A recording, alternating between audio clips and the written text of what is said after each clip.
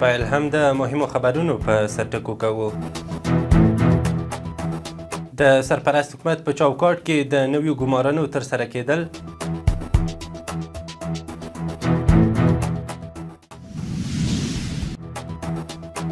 میدان وردګ ولایت کې د یونیسف په مالي ملاتړ ښوونځیو ته د ودانیو جوړېدل.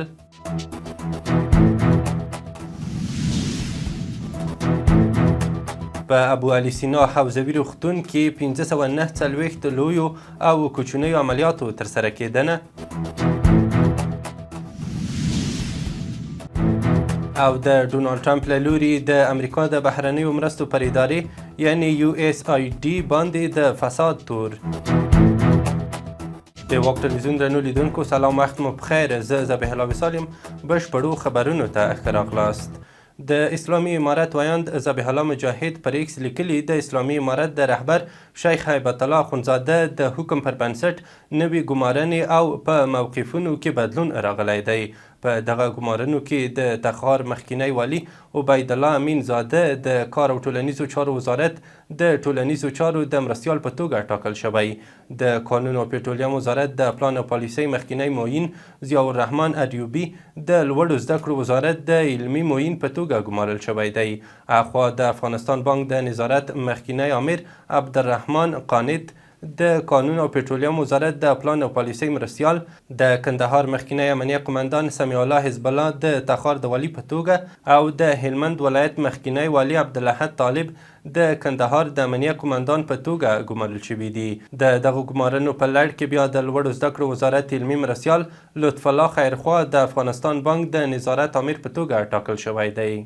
د میدان وردګ د پوهنې ریاست مسؤلین وایي سږ کال د دغه ولایت په 7 ولسوالیو کې د یونیسف په مالي ملاتړ د څه باندې 43 میلیون افغانیو په لګښت د ښوونځیو لپاره 7 ودانۍ جوړې او د زده کوونکو لپاره پکې مهمه اسانتیاوې برابرې شوي دي.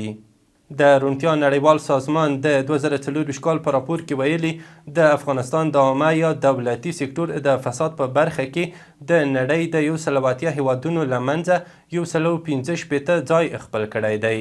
د راپور له مخې افغانستان د دغه سازمان د فساد د ادراک شاخص له 100 نمرو 17 نمرې اخیستې چې د 2023 کال په پرتله 3 نمرې کمې دي. د افغانستان دغه نمرې په 2023 کال کې 20 او په 2022 کې 24 وې. د بلخ ولایت د عامې روغتیا ریاست مسؤلین وایي چې د ابو علي سینا په حوزوي روغتون کې تیره میاشت 549 لوی او کوچني عملیاتونه ترسره شوي دي.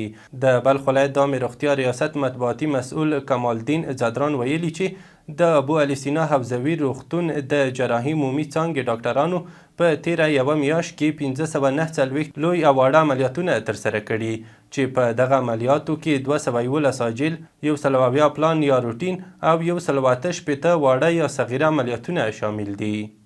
په ایران کې میشت او له دې هیواد څخه په زور ایستل شوي یو شمېر افغانان وایي چې ایران د افغان کډوالو د نیولو او ځورولو لړۍ د بل هر وخت په پرتله چټکه کړې او آن د قانوني اسنادو لرونکي کډوال هم نیسي او افغانستان ته یې لیږي.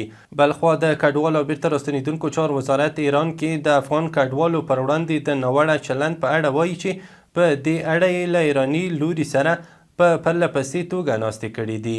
یاد وزارت یو ځل بیا له ایران غوښتي چې د کډوالو د نیولو او ځورولو لړۍ دې ودروي.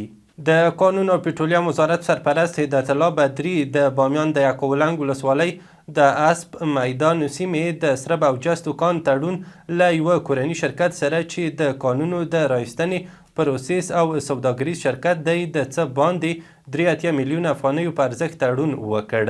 بدري له دغه شرکته وغوښتل چې د کان کیندنې د ټولو اصولو پر بنسټ کار وکړي. د ټولګټو چارو وزارت ویاند محمد اشرف حقشناس وایي چې په تیرو 10 میاشتو کې له حیرتان اقینې تورغونډۍ او خواف هرات اورګاډي پټلۍ له لارې څه باندې 3.5 میلیون متریک ټنه انتقالات ترسره شوي دي. د حیرتان اقینې تورغونډۍ او خواف هرات له بندرونو افغانستان له ایران، ترکمنستان او ازبکستان سره مستقیمې اړیکې لري او له دغو لارو انتقالات کیږي چې د یادو هیوادونو له لارې په غیر مستقیم ډول د منځنۍ اسیا، نړۍ او سیمې له هیوادونو سره وصل دی. د افغانستان د کرنې او مالدارۍ خونه وایي چې په تیرو 9 میاشتو کې سلګونه زره ټنه میوه او سبزیجات له افغانستان څخه منځنۍ اسیا او عربي هیوادونو ته صادر شوي دي. په دې صادراتو کې پیاز، کچالو، تازه میوې او نور سبزیجات شامل دي چې ارزښت یې میلیونونه ډالرو ته رسیږي.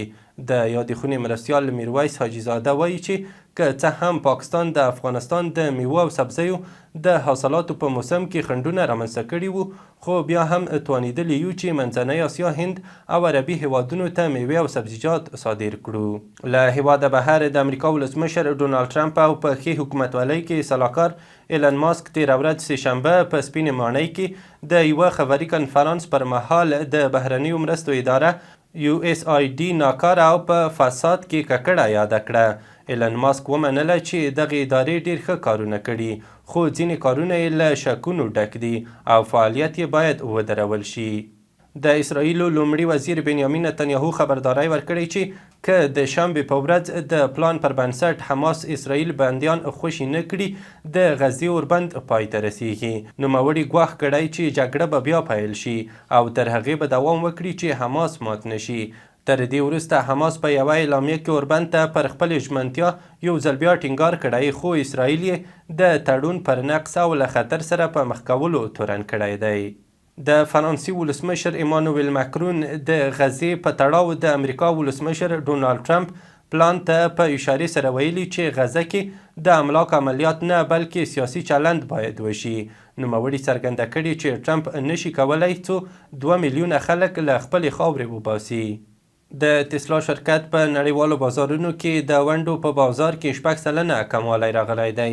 د راپورونو له مخې دغه کموالی هغه وخت راغی کله چې د چین باید برېښنایي موټر شرکت اعلان وکړ چې له ډیپ سیک سره په ګډه به د ټکنالوژۍ په برخه کې خپلو کارونو ته پراختیا ورکړي. دغه شرکت ویلي دي چې آټو پایلټ ته ورته سیستم په خپلو ټولو موټرو کې کاروي چې دغې چارې د ایلن ماسک د سیالۍ پر وړاندې ستونزې راولاړې کړي دي.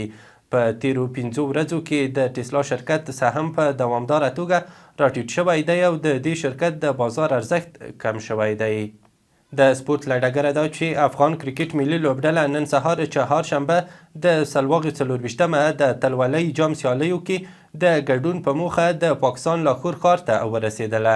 افغان کرکټ بورډ رسنیو ته ویلي ټاکل شوي چې ملي لوبډله دویم تمریناتي کمپ د دغو سیالیو د چمتووالي لپاره په دغه هیواد کې ترسره کړي. او وروستی خبر هم دا چې د غزني په جاغوري ولسوالۍ کې د 22 لوبډلو ترمنځ د فوټسال سیالۍ پیل شوې. د غزني د ورزش امریت مسؤلین وایي دغه سیالۍ په 8 پړاوونو کې ترسره کیږي چې موخه یې د ځوانانو ترمنځ د همغږۍ او یووالي رامنځته کول دي. د واک ټلویزیون درنو لیدونکو له ملتیا مو مننه. تر 6 بجو مو مهم او وروستي خبرونه همدومره وو.